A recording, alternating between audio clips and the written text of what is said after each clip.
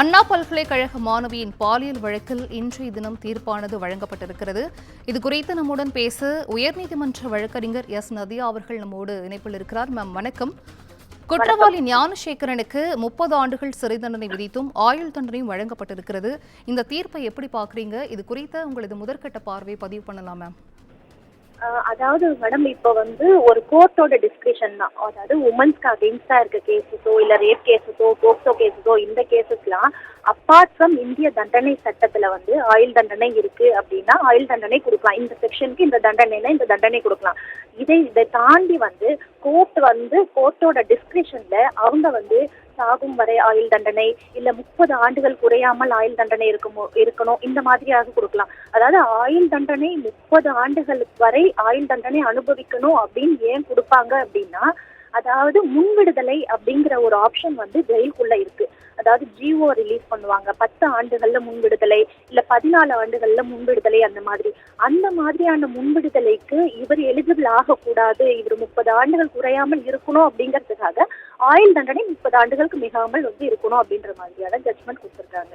Ma'am, அண்மையில பொள்ளாச்சி பாலியல் வழக்கில் வழங்கப்பட்ட தீர்ப்பிற்கு பலரும் வரவேற்பு தெரிவித்திருந்த நிலையில இதை தொடர்ந்து இன்றைய தினம் இந்த அண்ணா பல்கலைக்கழக மாணவியின் பாலியல் வழக்கில் இவருக்கும் ஆயுள் தண்டனை விதிக்கப்பட்டிருக்கு. இந்த இரு தீர்ப்புமே எந்த அளவுக்கு ஒரு முக்கியத்துவம் வாய்ந்ததாக பார்க்கப்படுது மேம்?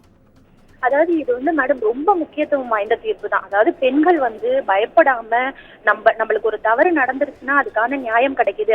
அதுவும் இல்லாம பெண்களுக்கு அகைன்ஸ்டான கேசஸ் அப்படின்னும் போது இவ்வளவு பெரிய தண்டனை கிடைக்குது அப்படின்னு தப்பு பண்றவங்களோட மனசுல பதியும் அப்படின்னும் போது இந்த மாதிரி தவறுகள் குறையறதுக்கு வாய்ப்புகள் அதிகமா இருக்கு மேடம்.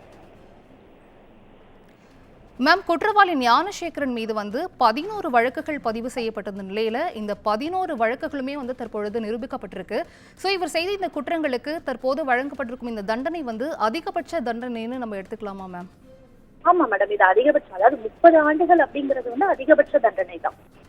அதுவும் இல்லாம ரிமிஷன், அதாவது அவர் முன்விடுதலைக்கெல்லாம் எலிஜிபிள் ஆக மாட்டார். இந்த மாதிரி கொடுக்கும்போது ஒரு ஆயுள் தண்டனை மட்டும் அப்படின்னு கொடுக்குறாங்கன்னு வச்சுங்களேன்.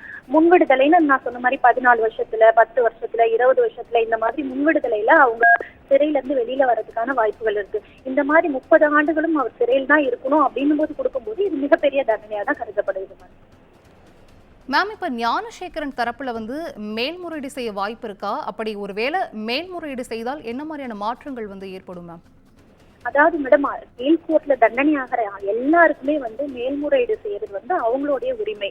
அவங்க மேல்முறையீடு செய்யும் போது ஒவ்வொரு கேஸ்லயுமே ஒரு சில பாயிண்ட்ஸை கீழ் கோர்ட்ல கன்சிடர் பண்ணல அப்படின்னும் போது அந்த மாதிரி ஏதாவது பாயிண்ட்ஸ் மேல்முறையீடுல அவங்க வச்சாங்க அப்படின்னா இந்த தண்டனை குறையறதுக்கும் வாய்ப்பு இருக்கு. அப்படி இல்லைன்னா இது உறுதி செய்யப்படுறதுக்கும் வாய்ப்பு இருக்கிறது மேடம். நன்றி மேம், இணைப்பில் இணைந்தமைக்கு நன்றி. நன்றி மேடம்.